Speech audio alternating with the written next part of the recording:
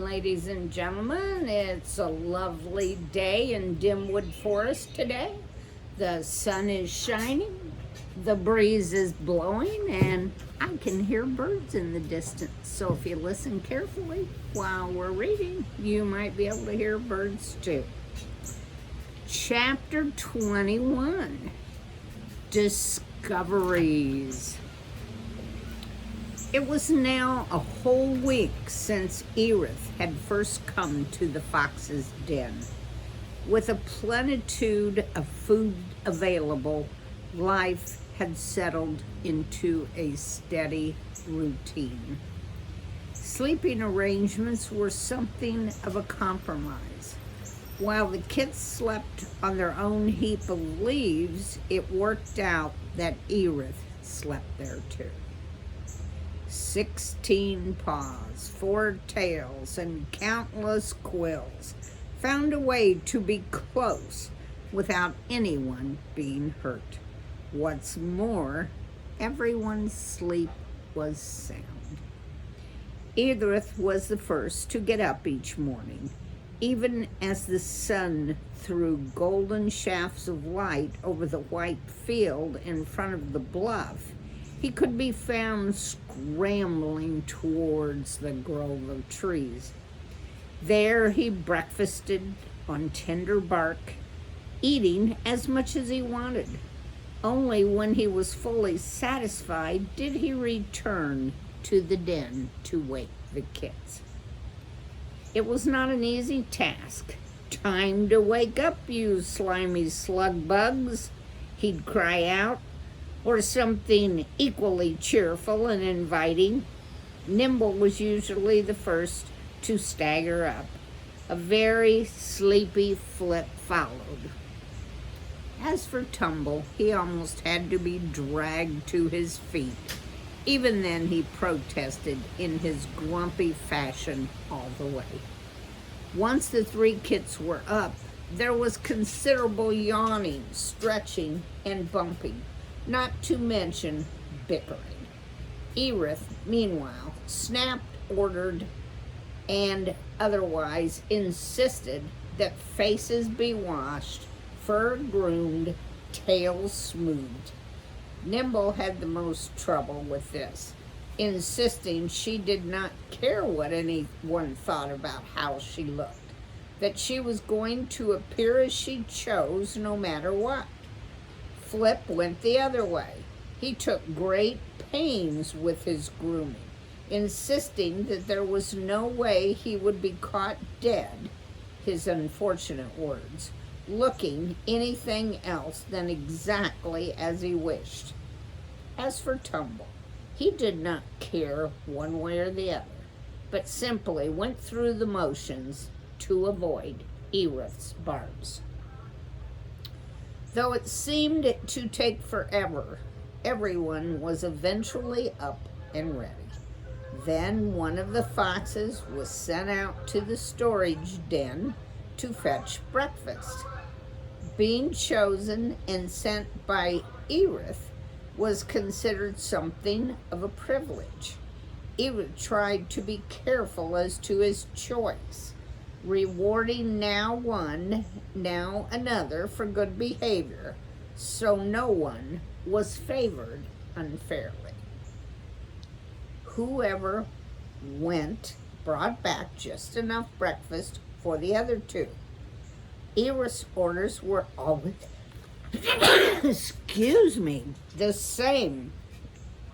"Take only as much as we really need," he insisted. "It has to last the rest of the winter."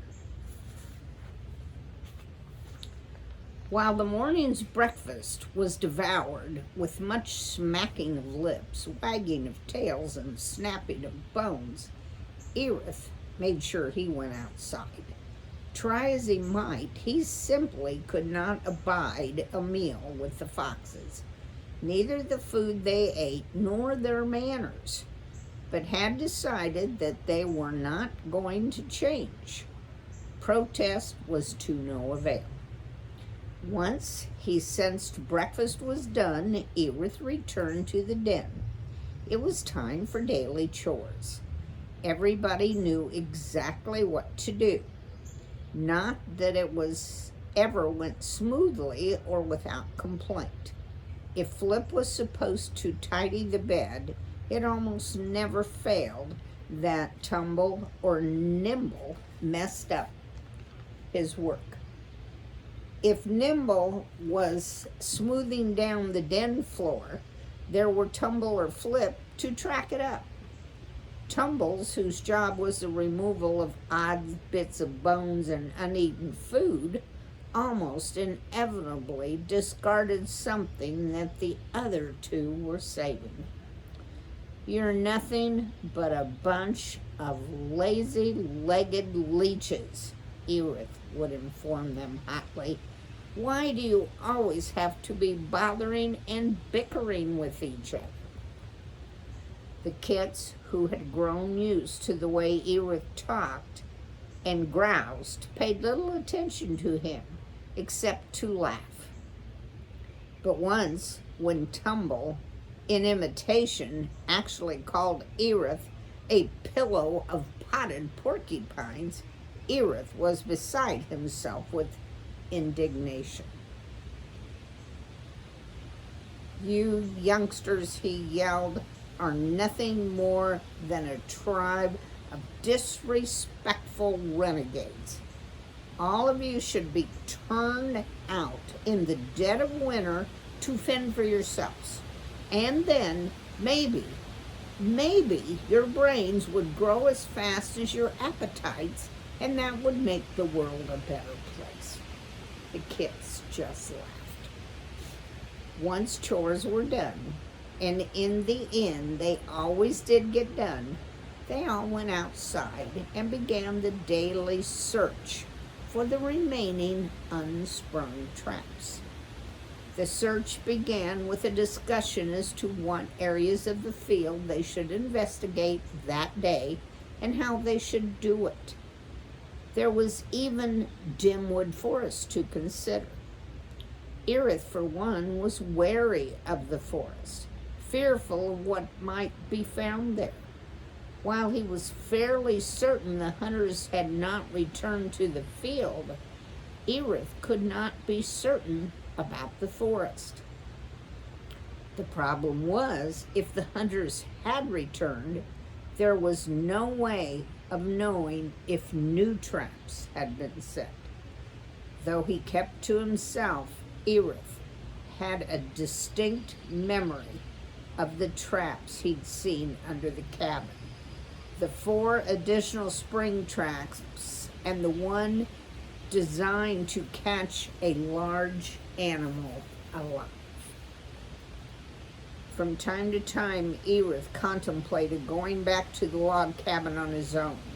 Once there, it would be easy to determine if the humans had returned.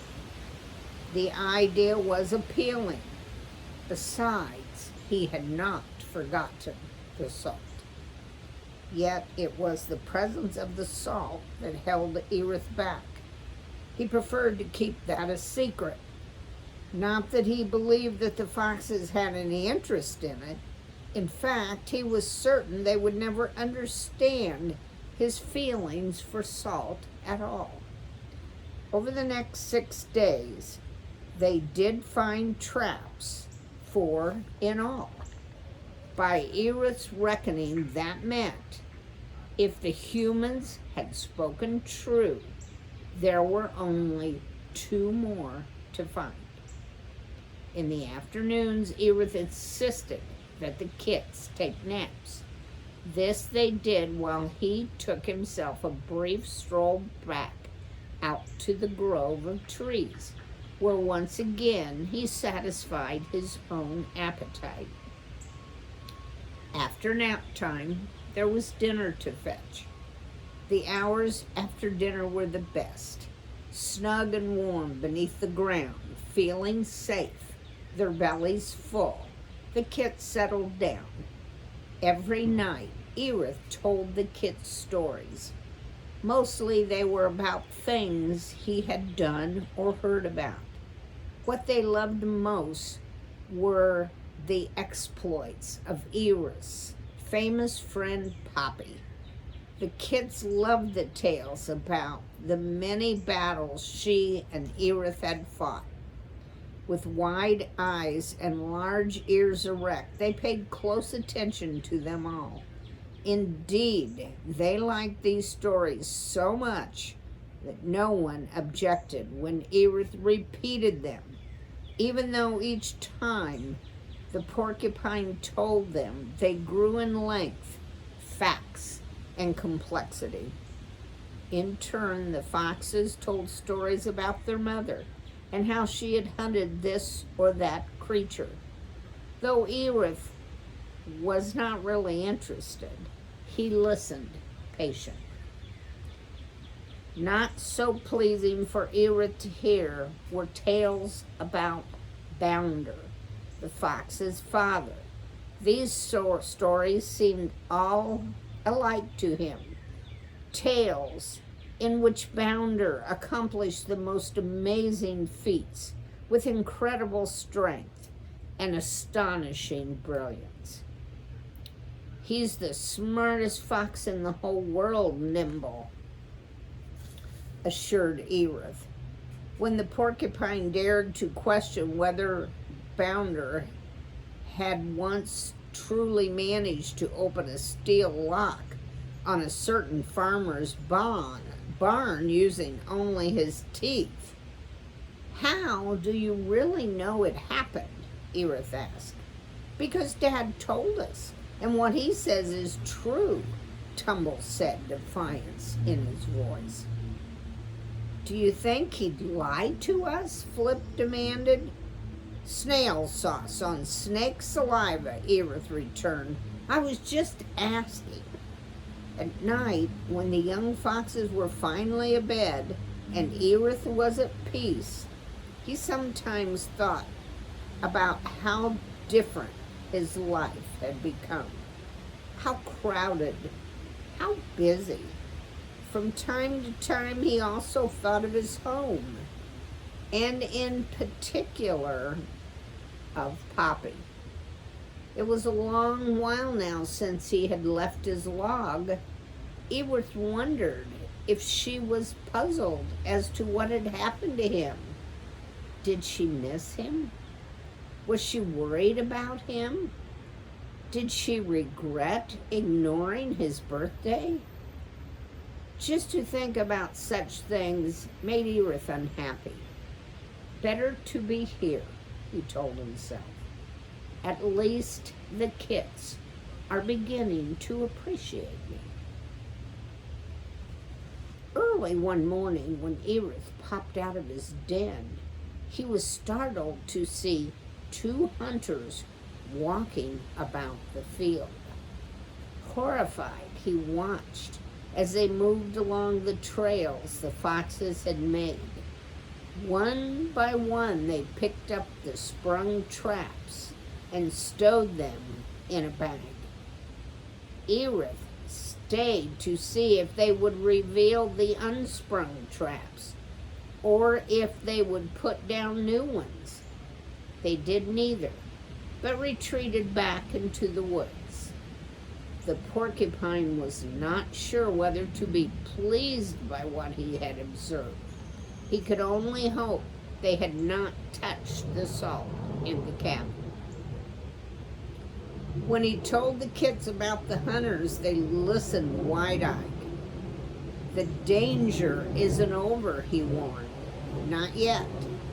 More cold winter days passed. There were good days and bad. Sometimes winter weather raged. Sometimes it was almost balmy. Even so, one more trap was discovered, leaving, by Ereth's calculations, just one more trap to be found. He was hopeful they would find that one soon enough. One evening, 4 weeks from the time Ereth had first come to the kids, right in the middle of what must have been his 14th telling of the famous battle between Mr. Okax, the great horned owl, and Poppy the mouse, a voice boomed down the entry tunnel. "Anybody home?" the voice bade. "Anybody care for some fresh chicken?" There was a moment of silence. Then Tumble leaped to his feet. "It's Dad," he cried, and tore up the entryway. The next moment, his sister and brother followed. "Boozers on burnt toast," Ereth mumbled. Bounder had returned. The old porcupine felt very nervous. Chapter 22, The Return of Bounder. Below ground, Ereth could hear joyful yapping and barking from the kits up above. Part of him wanted to go up and see what was happening. After hearing so many stories about Bounder from the kits, he was curious about him and wondered what he was truly like. But he worried even more how the fox would treat him. While Ereth hesitated, a very excited Flip rushed down into the den. "Ereth," he cried, "why are you staying down here? Come on up, it's Dad, he's back. Do you want to meet him? And guess what? He brought a whole fresh chicken just for us. Isn't that fantastic? It's the best thing I've ever eaten. A lot better than anything Mom or you ever got us. Come on, look." With that, the excited fox raced back up to the surface. Even as Ereth knew it was good that Bounder had returned, he wished the fox had not. Ereth was not unfamiliar and with jealousy. He recognized the almost forgotten feeling in himself now. It infuriated him. "You pocket of pig poke," he accused himself. "You're an idiot, a fool, a dope." The force of his own barrage propelled him up the entry tunnel. Once at the top, he poked his head out and looked around. Bounder was stretched out on the ground, forepaws extended, tail straight behind him, head held high. There was an air of muscular pride about him as he gazed down at the kits. The three youngsters were frolicking before him, yapping and growling joyfully, tails wagging wildly. They were in the midst of devouring the chicken when they must have pulled apart as soon as it was offered. But even as they ate, they kept breaking away from the food to leap at their father, pummel him with their paws, nip at his fur, roll on his back, then rush back to their food, lest they miss a delicious morsel. All the while, they also were, as best they could with mouths full, jabbering away, telling Bounder everything they had been doing. They talked simultaneously, paying no heed to one another. Ereth had never seen them so happy. There was endless chatter about tracking down the traps. There were 16 of them, Dad, 16.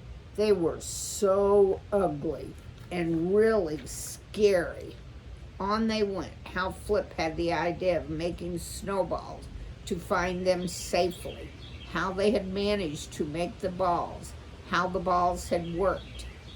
There was talk, too, about the big snowstorm, and in passing, the sad death of Leaper. But the talk was brief. There was much more talk about how they had managed to keep everything going. Mom left us a whole storage den of food, Dad, Nimble explained, so we've had plenty to eat. But this is so much better than anything she left, Timble quickly put in, his mouth full of chicken. The only thing the kits never mentioned was Ereth. Bounder himself gave little response to the youngsters other than a few nods and yaps, just enough to make it apparent he was aware the kits were talking to him. Then, quite casually, as if by accident, Bounder turned and gazed at Ereth. Their eyes met. In an instant, Ereth recognized him as the fox he had met in Dimwood Forest a long time ago, when Poppy had first run into his log. He could not help but grin at the memory, telling himself he had every reason to detest this fox, and that nothing ever would alter that. Nothing. What? Well, hello, Ereth, Bounder said in a low, even voice. What a surprise to see you here. Nice to see you again, Ereth returned, trying to keep the snarl out of his voice, but not quite managing. Nimble, hearing the exchange, looked up and around. Oh, right, Dad, this is Ereth. He's been staying with us. Has he? Bounder said. Yeah, Timble put in as he looked up from his food. But don't worry, now that you're back, he'll go away. That's what he keeps telling us. Ereth flinched. It was Bounder who grinned now. Been keeping warm in my den, Ereth? He asked the porcupine. I've been taking care of your kits, Ereth replied sharply. Where have you been? Oh, you know how it is, Ereth, the fox said in his most casual way. Business, constant business. It keeps me on the go. I wish I had the time to hang around and take it easy like you, he added with a smile. But then, some of us have to work hard to make a living. Dad, Tumble said, do you want to see how we make the snowball and find the traps, do you? Please, it was our own idea. Be delighted to, son, he said. Delighted. He stood up to his full height. He was much bigger than the kits, and Ereth too, for that matter. The young foxes fell back and stared at him with wide-eyed admiration. Dad, Nimble said, her voice tinged with awe, how big are you? Oh, pretty big, the fox returned casually. And someday you might be as big too. As big as you? Flip asked in astonishment. Could be, if you eat all the meat you can. He looked at Ereth. We foxes are mostly meat eaters, you know, mice and such. Come on, Dad, Tumble cried. I really want to show you how we get those traps. Be right there, son. You guys go ahead. I need to tell Ereth some things. Dad, Flip said. What? I think you'd better stick to the paths we made. There's still one trap we haven't found. Isn't that right, Ereth? He looked over to Ereth. Right, Ereth said glumly. Flip, sensing something was wrong, cast a worried look at Ereth, then at his father before joining his brother and sister, who were already heading down the bluff. Left alone, Ereth and Bounder eyed each other with suspicion and hostility. Ereth, to his own horror, found himself wishing he could be so big and handsome and young instead of being old, small, lumpish, and covered with quills. And here's a picture of Dad and Ereth, and look how much bigger he is. That would be a little intimidating, I would think. So you've been looking after my kits, the fox said. Leaper asked me to. Bounder lifted one eyebrow skeptically. I thought she had passed away. I came upon her just before she died, Broomtail, Ereth returned. She was caught in a trap. Yes, terribly sad. She asked me to come here, tell the kits what happened, and take care of them. Oh, Bounder said, again conveying doubt. Ereth felt rage boiling up inside him. You bet she did, you lump of lizard lung, he shot back. Only until you got back. Bounder grinned. Well, here I am. Are you going to stay with them? Well, Ereth, I don't know if that's any of your business. They're my kits. I think I can manage perfectly well without your intruding. Ereth opened his mouth to say something. He found himself too furious, too upset to speak. Hey, Dad, Tumble was calling from the base of the bluff. Are you coming? Be right there, Bounder called back. To Ereth, he said, look here, Porky, I think it would be best if you left. Why don't you just take off right now? I'm going to be down there for a while. When we get back, I want you gone. But, hey, Ereth, Boulder said, face it, it's me, their father. They should be with, not you. They don't care about you, don't you see? You're no longer wanted or needed. In other words, Pincushion, you're fired.